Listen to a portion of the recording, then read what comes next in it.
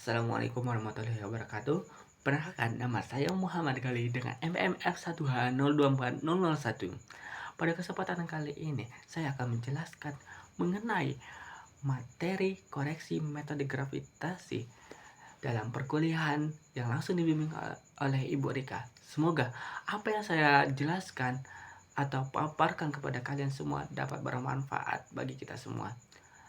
Masuk ke materi.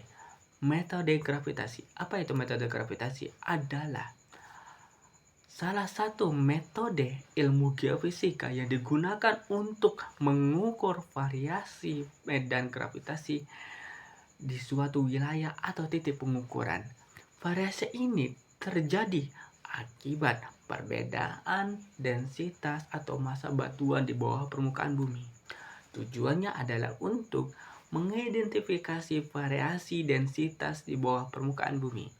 Yang kedua, untuk menetapkan atau pemetaan geologis, struktur geologis di bawah permukaan bumi. Lanjut ke alat metode gravitasi yang digunakan adalah gravimeter. Gravimeter adalah alat yang digunakan untuk mengukur percepatan gravitasi pada suatu titik atau wilayah di bawah permukaan bumi tersebut. Masuk ke koreksi metode gravitasi. Koreksi metode gravitasi ini ada dua bagian. Yang pertama, observasi. Apa itu observasi?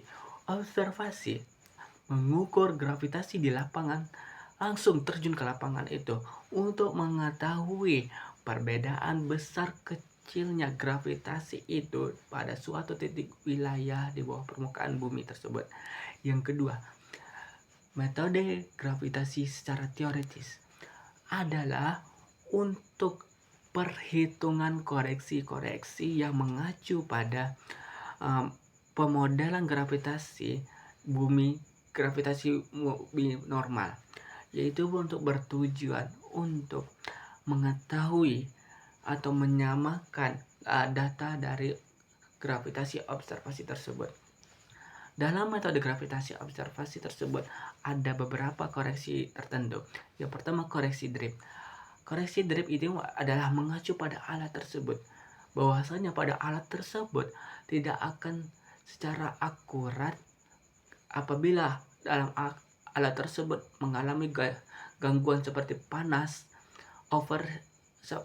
overheat atau gangguan guncangan, maka perlu untuk menghilangkan perubahan bacaan gravimeter akibat pergeseran koreksi nol instrumen selama pengukuran. Yang kedua, koreksi pasang surut. Apa itu koreksi pasang surut? Adalah untuk mengetahui gravitasi tarikan antara bumi dan bulan, matahari dan bumi.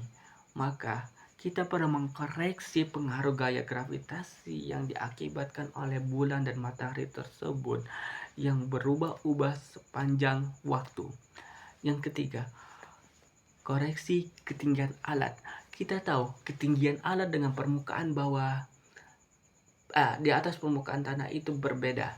Maka kita perlu mengembalikan nilai gravitasi atau gravitimeternya tersebut agar sensornya itu seimbang dengan di atas permukaan tanah. Yang selanjutnya masuk ke koreksi dalam teoritis. Apa saja? Ada koreksi lintang. Apa itu koreksi lintang? Adalah nilai gravitasi ukur berdasarkan perhitungan posisinya yang disebabkan karena pepat di kutub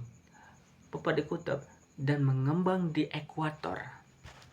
Maka sistem acuan geodesinya adalah kita masuk ke koreksi udara bebas. Apa itu koreksi udara bebas? Koreksi udara bebas adalah proses pemindahan medan gravitasi normal di satelit referensi dari gravitasi di dekat permukaan yang terbentuk akibat spheroid dan berhadangan linear dengan jarak Maka kita perlu mengkoreksi perubahan gravitasi akibat perbedaan efek variasi titik ukur dengan datum referensi tersebut. Lanjut ke koreksi topografi. Apa itu koreksi topografi? Kita tahu di bawah bumi ini kan tidak sepenuhnya adalah bulat sempurna. Maka koreksi topografi ini adalah koreksi untuk menghilangkan pengaruh bukit atau lembah atau jurang yang ada di sekitaran titik pengukuran gravitasi batuan di bawah permukaan bumi tersebut. Maka kita perlu memisahkan anomali lokali dan regional tersebut atau mengkoreksi pengaruh bentuk permukaan yang tidak rata tersebut seperti lembah, bukit, gunung, curam, lembah, dan sebagian lainnya. Maka kesimpulan dari metode gravitasi ini adalah masuk ke dalam segmen kesimpulan. Secara keseluruhan, rangkaian koreksi dalam metode gravitasi ini, baik koreksi observasi maupun teoritis yang telah dilakukan untuk memastikan bahwa setiap nilai gravitasi yang diolah benar-benar menggambarkan bahwa di bawah permukaan bumi itu bukan pengaruh dari faktor luar. Pada tahapan observasi, koreksi tersebut seperti koreksi drip, pasang surut, dan koreksi ketinggian alat berfungsi untuk menghilangkan gangguan dari alat, waktu pengukuran, dan posisi instrumen pada pengukuran tersebut.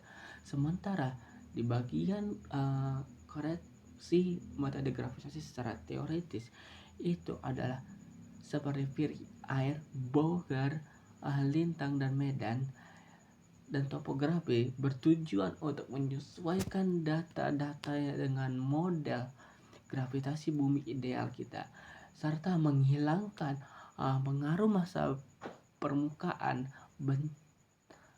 bentuk bumi yang tidak bulat tersebut dan ketinggian alat titik ukur. Kemudian dengan melakukan koreksi tersebut, maka kita dapat nilai gravitasi yang diperoleh dapat menjadi bersih, akurat, dan siap dihitung untuk menjadi anomali gravitasi yang lengkap dan dapat digunakan untuk interpretasi geologi di bawah permukaan bumi tersebut. Maka dari itu, sekian dari jabaran yang saya berikan tersebut. Gali di sini mohon maaf kepada apabila saya tidak menjelaskan secara lengkap ataupun ada kesalahan kata. Gali mohon maaf kepada Ibu selaku pengampun dosen metode gravitasi. Wassalamualaikum warahmatullahi wabarakatuh.